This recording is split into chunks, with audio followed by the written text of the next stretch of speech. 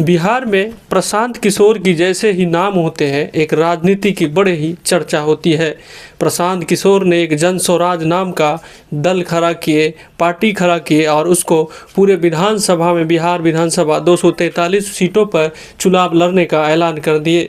अभी हम मौजूद हैं राजनगर विधानसभा क्षेत्र में, जो मधुबनी जिला के बड़े ही क्षेत्र माने जाते हैं और यहाँ ये जो राजनगर है बड़े ही अद्भुत धरती है। पूरे परिचय कराएंगे कौन यहाँ से प्रत्याशी है, कौन किनको मिला है जन स्वराज पार्टी से। सबसे पहले मेरे बगल में बैठे हैं, आपका स्वागत है गुड न्यूज में। बहुत बहुत धन्यवाद। अच्छा, हम चाहेंगे कि मीडिया वालों को और खास करके मधुबनी गुड न्यूज का। जी, हम चाहेंगे कि आप संक्षेप में अपना थोड़ा परिचय दे दीजिए, चूँकि लोग जान रहे हैं कि आप कौन है। बहुत सारे लोग अगर नहीं जानते होंगे तो इनके माध्यम से आपको जान जाएंगे कि हम ये हैं। तो अपना छोटा सा संक्षेप में परिचय दे दीजिए। हम डॉक्टर सुरेंद्र कुमार दास हैं। अभी वर्तमान में Rajnagar college, VSJ college Rajnagar में सहायक प्राध्यापक के रूप में हैं। इससे पूर्व हम जिला परिषद भी रह चुके हैं यहीं लोकल से। और राजनगर की धरती हमारी जन्मभूमि और कर्मभूमि है। निश्चित तौर से प्रशांत किशोर जी की जन स्वराज पार्टी हम पर बहुत ज़्यादा भरोसा विश्वास करके हमें यह चुनाव चिन्ह देने का काम किया है। हम राजनगर के तमाम लोगों, राजनगर के तमाम जनताओं से अपील करना चाहते हैं कि इस बार बिहार बदलाव में आपकी भागीदारी निश्चित रूप से हो और इतिहास बदलने में आपका सहयोग हो। आप अपना बहुमूल्य वोट प्रशांत किशोर के जन स्वराज पार्टी के बस्ता छाप पर दें और राजनगर के विकास के मार्ग को प्रशस्त करें। अच्छा, हम ये जानना चाहेंगे, आप तो एक प्रोफेसर थे, तो राजनीति की जो शुरुआत होती है आपका जीवन में, कैसे सोचे कि राजनीति कर रहे हैं? कब से आप शुरुआत की राजनीति की, इस दुनिया में कब से आए? राजनीति के बात करें तो राजनीति पता नहीं कि राजनीति हमारे जहन में कैसे आया, लेकिन भारत बदलाव की जब बात थी 1977 में हम लोग बहुत छोटे अवस्था में थे, लेकिन जो लोगों का जो माहौल, लोगों का मूवमेंट जो देख रहे थे, तो वहीं से हमारी जहन में, मन में घुस गया कि नहीं, राजनीति भी कोई चीज़ होता है जिससे व्यवस्था को बदला जा सकता है, परिवर्तन लाया जा सकता है। वो सामाजिक हो, वैचारिक हो या भौगोलिक हो। तो हमने वहीं से अपने राजनीतिक जीवन को प्रारंभ किया। बाद में हमें मौका मिलते चला गया। हम यहीं से जिला परिषद भी रहे और जिला परिषद क्षेत्र में रहते हुए मैंने बहुत सारा काम किया। हम आपको बताते ना, कई हमने नवसृजित प्राथमिक विद्यालय देने का काम किया और ये स्वास्थ्य केंद्र है, स्वास्थ्य केंद्र में कुछ मूलभूत दवाइयाँ जो नहीं हुआ करती, हमने प्रस्ताव लेकर के जिला परिषद में और जिले के हर स्वास्थ्य केंद्र में साधन उपलब्ध करना। क्या लग रहा है कि आपको राजनगर विधानसभा में रिजर्व करके रखे थे? बहुत सारे विधायक, दो ही पार्टी के विधायक आते थे, या तो RJD से या तो भाजपा के लोग यहाँ ज़्यादा समय व्यतीत किए हैं, रामप्रीत पासवान जी। क्या लग रहा है राजनगर विधानसभा जितना विकसित होना चाहिए नहीं हो पाया? क्या नहीं हुआ है अभी तक? विकास के नाम पर तो यहाँ पूरा मजाक है। विकास हुआ ही नहीं, कहीं नजर नहीं आ रहा। आप भी घूम के सर्वेक्षण कर लीजिए, कहाँ विकास क्या, कुछ भी दिख नहीं रहा।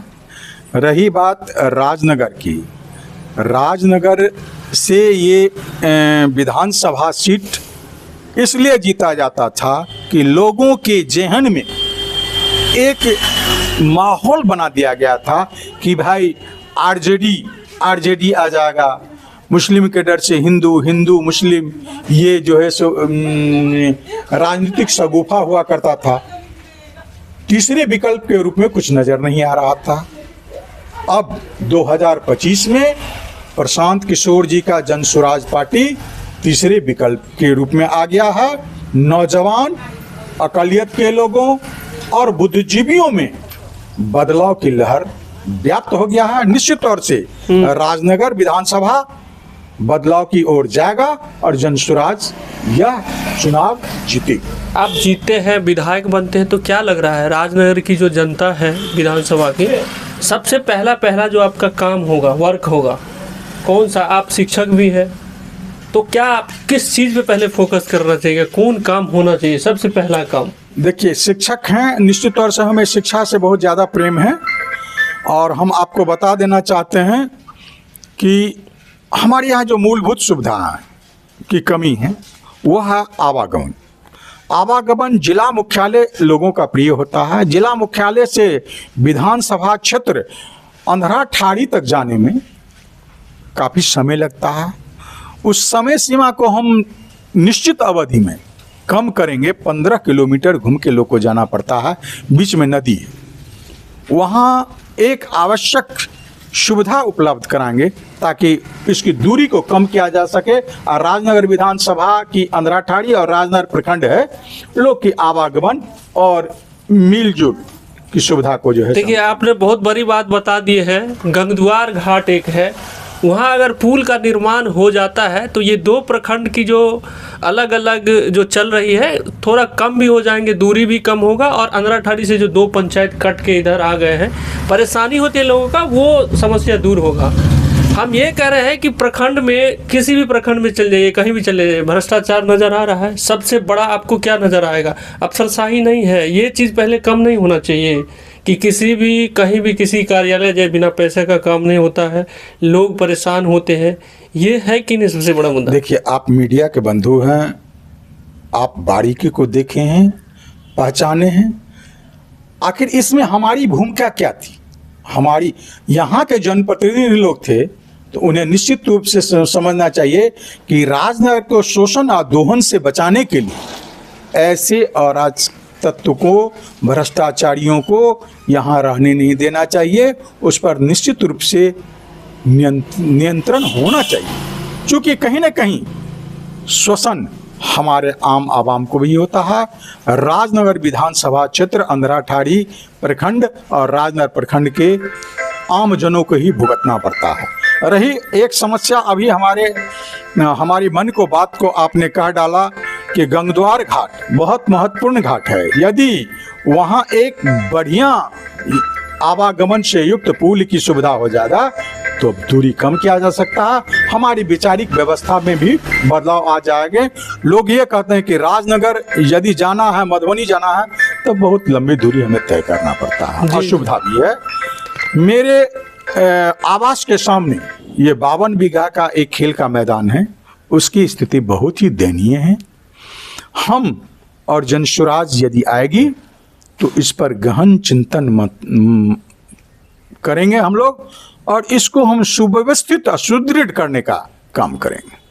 हाँ जी जी, बहुत अच्छी बात बताया आपने कि करेंगे। लेकिन आपका आला कमान जो है प्रशांत किशोर जी, एक चीज़ बड़े ही दावे के साथ कहते हैं कि बिहार में शराबबंदी फेल्योर है, शराब चालू हो जाना चाहिए। आपकी जब सरकार आएगी तो क्या लग रहा है, ये चालू होगा शराब? देखिए, शराबबंदी है कहाँ, कहीं नज़र तो नहीं आ रहा। सिस्टम चेंज कर गया। इसलिए हमारे प्रशांत किशोर जी का कहना है कि शराबबंदी नज़र नहीं आ रहा है। हम शराब को निश्चित रूप से चालू करेंगे, लेकिन निश्चित नियमित मानक पर ही उसको उपलब्ध रूल बना के, हाँ, नियम बना के कराएंगे। इससे होगा क्या, हमारे जो संसाधन, बिहार की जो अर्थव्यवस्था है उसको मजबूत किया जा सकता, मजबूत किया जा सके, और उस मजबूती से जो हमारी अर्थव्यवस्था मजबूत हो जाएगी तो हम बिहार के विकास में उसको लगाएंगे और नौजवानों के लिए रोजगार देंगे, पलायन रुकेगा, यहाँ इंडस्ट्री लगेगी, छोटे मोटे कल कारखाने लगेंगे और घरेलू उद्योग का हम लोग प्रश्रय देंगे, ताकि उससे नौजवान, किसान, मजदूर, महिलाएं भी अपनी जीविकोपार्जन को कर सकते हैं। चलिए, बहरहाल अभी के लिए राजनगर विधानसभा से आप लोग को यहाँ के जो प्रत्याशी है डॉक्टर सुरेंद्र दास से मिलवाए। आप लोगों को पूरे विधानसभा का भ्रमण, पूरे क्षेत्र का दौरा होगा। हम लोग एक एक विधानसभा से सभी प्रत्याशियों का, सभी क्षेत्र का दौरा करेंगे और टटोलने का प्रयास करेंगे कि आखिरकार विकास हुआ है कि नहीं, विकास कहाँ गए। मधुबनी जो मिथिला और पूरे विश्व में नाम है, पूरे विश्व में प्रख्यात है कि नाम पेंटिंग से, सुंदरता के लिए जाने जाते हैं। आखिर क्या मधुबनी में कितना विकास हुआ है। चलिए, अभी के लिए इतना ही। जय हिंद, जय भारत।